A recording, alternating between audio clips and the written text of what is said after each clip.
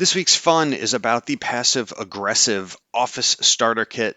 If you work in business, then you know about passive aggressive behavior. So, we're going to have a comprehensive guide to indirect communication excellence, provide a set of tools for expressing frustration without even saying it out loud.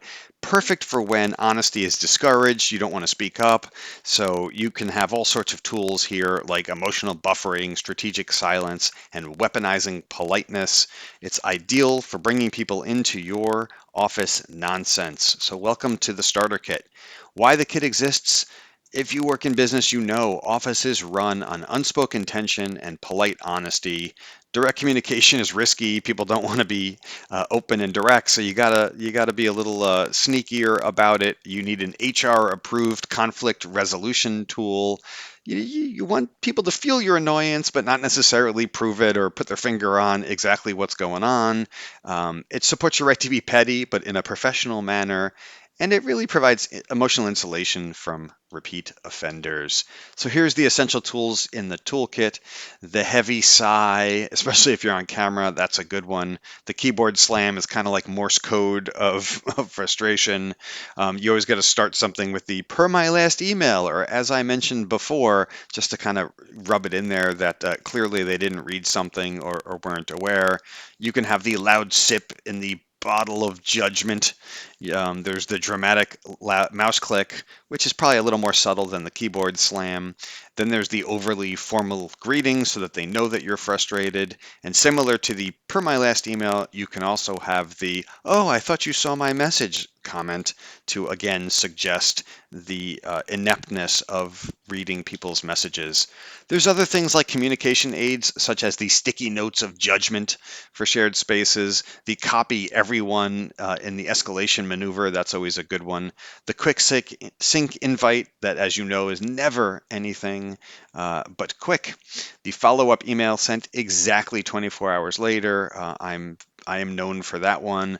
The just checking in poke, so you want to sound like you're kind, but you're really just following up to remind them that they didn't do the things they told you they were going to do. Take your emojis out of the message to let them know that you're serious. And then again, you can use the as discussed or as we said or per my last email. Lots of different similar approaches for that one. You can also show your body language, especially if you're on video or in person. The slow head turn of disappointment, the chair spin of disapproval, coffee mug slam, the eyebrow raise of really, the deep breath before responding to let them know it's coming, the strategic pause, the silent nod, and then the walk by without eye contact are all different types of body language. You can also do the folded arms as you see in the picture here. You want the really advanced techniques, you can do the no worries if not lie, but as you know, there's always worries. The, as mentioned earlier, reference, the looping you in threat disguised as collaboration. That's a good one. The happy to help, right? Type through clenched teeth. That's especially when that comes from your boss, right? That's the only way you can respond. The did you see my note trap? Adding more context paragraph that really doesn't add any context, or the let me know your thoughts, in which case you've now shifted the burden to the targeted audience. And so here's some real world scenarios when you can leverage these. If you're in the office and someone leaves one sheet of paper left in the printer, or the coworker books the conference room for the entire day, when a team member replies thanks to the whole thread, that's just a waste of clicks.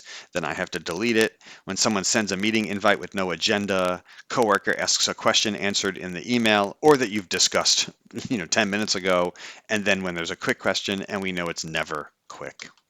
So look, now you're fully equipped with the passive aggressive toolbox. You have the arsenal of tools that are needed. Use them responsibly or don't. It's your call. Remember, subtlety is your greatest weapon. Your coworkers will feel your frustration without understanding why. Once you get more advanced, you can upgrade to the deluxe petty professional kit. So go forth and communicate, albeit indirectly.